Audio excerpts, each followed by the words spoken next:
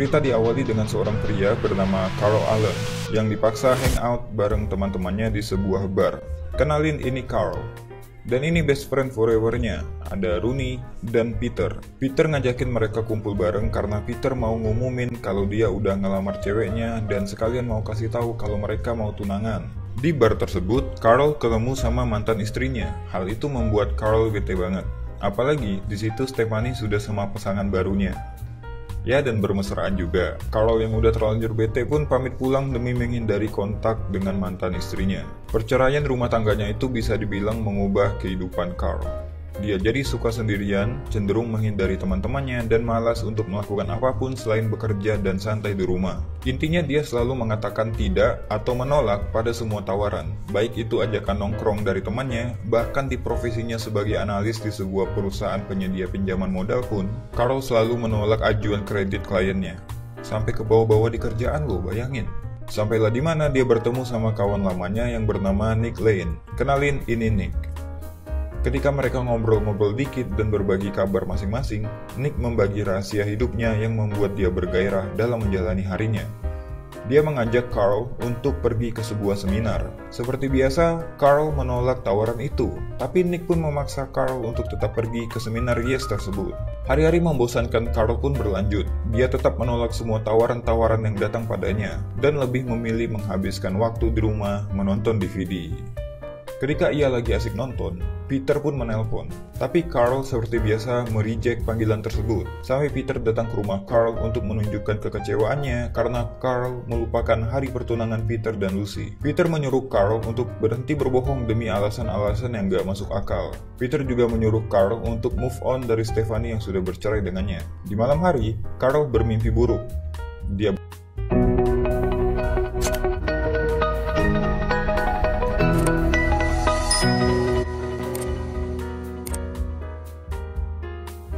mimpi kalau dia akhirnya mati konyol karena hidup sendirian. Ketika dia bangun, tak sengaja dia melihat brosur yang diberikan Nick padanya. Dia pun memutuskan untuk pergi ke seminar Yes tersebut. Ya mungkin untuk sekedar mencari pencerahan walaupun dengan setengah hati. Di acara itu, dia bertemu lagi dengan Nick. Dengan semangat, Nick meyakinkan Carl kalau dia bakal nggak nyesal udah datang ke acara ini.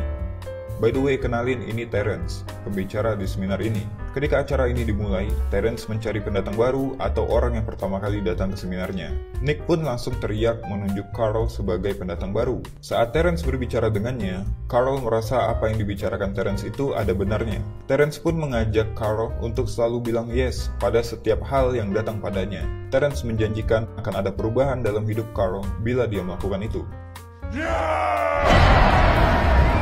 Sepulang dari seminar, ada seorang gelandangan yang menghampiri Carl. Dia minta tolong dianterin ke suatu tempat.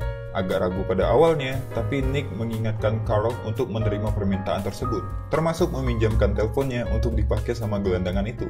Bahkan, ketika gelandangan itu meminjam uang pun, Carl memberikannya. Setelah selesai mengantarkan gelandangan itu, Carl pun pulang ke rumah. Tapi mobilnya kehabisan bensin. Ditambah lagi dia nggak bisa menelpon karena baterai HP-nya udah habis dipakai sama gelandangan tadi. Akhirnya Carl memutuskan untuk jalan kaki menuju SPBU dan menganggap itu kesialan buat dia. Di SPBU, Carl bertemu dengan seorang perempuan cantik. Kenalin, ini Allison. Setelah Carl menceritakan kejadian yang membuat dia harus berjalan kaki menuju SPBU, Allison menawarkan Carl tumpangan menuju mobilnya. Dengan naik skuter dan sedikit kegilaan di tengah jalan, Carl pun diantar Allison menuju mobilnya. Ternyata, kesialan yang dia pikir karena mengantarkan gelandangan tadi, menjadi sebab dia bisa bertemu dengan Allison. Kalau sedari awal dia nggak bilang yes untuk nganterin si gelandangan, mungkin dia nggak akan ketemu sama momen ini. Sejak saat itu pun dia percaya bahwa dengan berkata yes pada setiap kemungkinan, dia akan selalu mendapatkan keberuntungan.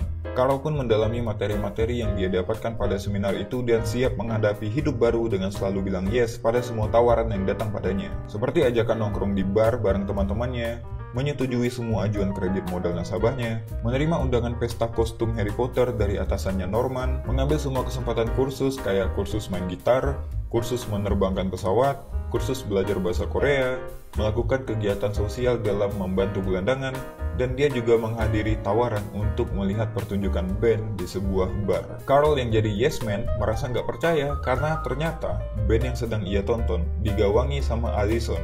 cewek yang nebengin Carl pakai skuter pas di SPBU. Carl pun akhirnya ketemu sama Allison. Mereka ngobrol bareng dan mengenalkan diri masing-masing. Karena ketika pertama kali bertemu, mereka belum sempat berkenalan. Allison pun bercerita kalau dia mengajar di kelas jogging fotografi dan mengajak Carl untuk ikut. Otomatis, Carl mengiyakan tawaran tersebut karena basically sekarang dia sudah menjadi yes man. Ketika pulang, dia pun menyiapkan diri untuk bangun pagi demi mengikuti kelasnya Allison. Tapi tiba-tiba, Rooney menelpon Carl untuk nongkrong bareng dan Carl pun gak jadi tidur awal. Keesokan harinya, sepulang dari nongkrong bareng Rooney dan Lee, teman barunya, Carl langsung bertemu Allison untuk mengikuti jogging fotografi. Dalam kegiatannya itu, Carl dan Allison makin dekat dan bercerita tentang kehidupan masing-masing. Carl juga mengajak Allison pergi ke pesta kostum Norman, bernyanyi di panggung, dan mereka pun akhirnya resmi menjalani hubungan. Sorry, harus saya blur adegan ini. Keesokan harinya di tempat kerja, Carl dipanggil oleh wakil presiden direktur perusahaan karena ajuan kredit modal yang dia setujui terlalu jauh melebihi rata-rata. Namun ternyata dari ratusan ajuan kredit yang dia setujui, sekitar 90% lebih dari nasabah itu mengikuti pembayaran, yang artinya perusahaan mendapatkan untung yang banyak, bahkan terbanyak sepanjang sejarah peminjaman kredit modal. Carl pun dipromosikan untuk naik jabatan di perusahaan tempat dia bekerja. Efek positif karena Carl selalu berkata yes, ternyata terjadi di banyak situasi. Ketika ia menemani Lucy untuk mempersiapkan acara bridal shower, ia dilayani oleh pegawai toko yang jutek banget. Karena pegawai tokonya tersebut orang Korea, Carl pun mempraktekkan bahasa Korea yang dia pelajari untuk menghibur pegawai toko tersebut sehingga suasana jadi lebih cair. Di situasi lain, ketika ada orang yang mau bunuh diri, Carl melibatkan dirinya untuk menolong orang itu. Dia mempraktekkan permainan gitar yang dia pelajari di kursus untuk menghibur orang yang mau lompat dari kamarnya dengan memainkan lagu yang memotivasi. Karena aksinya ini pun, dia bisa menyelamatkan orang ini.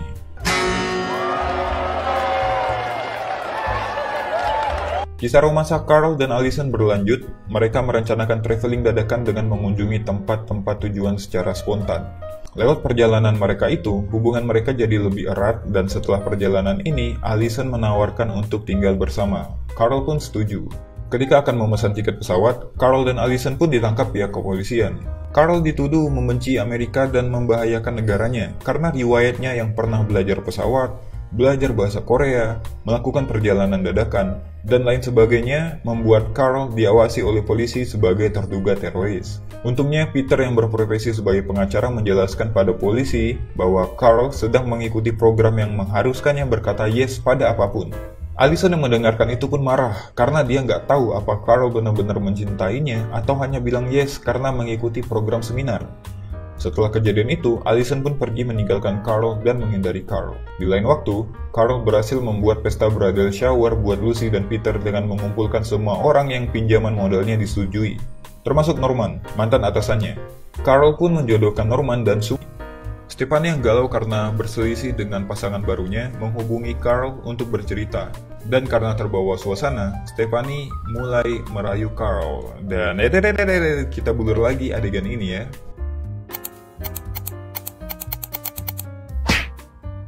Dan untuk pertama kalinya setelah dia menjadi yes man, Carl menolak ajakan Stephanie dan berkata no.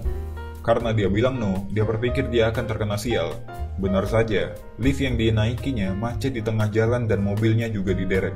Jengah dengan keadaannya, Carl menemui Terence. Tapi cara dia muncul mengagetkan Terence dan mereka pun kecelakaan. Di rumah sakit, Carl yang siuman percaya kesialan yang dia dapatkan adalah karena dia melanggar perjanjian dengan Terence. Tapi Terence yang mendengar hal itu pun mengklarifikasi hal tersebut, bahwa Carl salah dalam menggunakan metodenya. Terence pun menjelaskan lebih lanjut bahwa berkata yes itu hanya untuk membuka diri dan mengawali langkahmu. Berkata yes bukan karena terpaksa, tapi karena kau tahu dalam hatimu bahwa kau ingin mengatakan iya. Carl yang mengerti penjelasan Terence pun langsung ingin menemui Allison untuk menjelaskan hal yang sama. Dia pun bergegas pergi dengan meminjam Ducati milik Lee. Dan ya, ini adegan gak akan saya sensor buat kalian. Ketika bertemu Allison, Carl pun menjelaskan itu semua.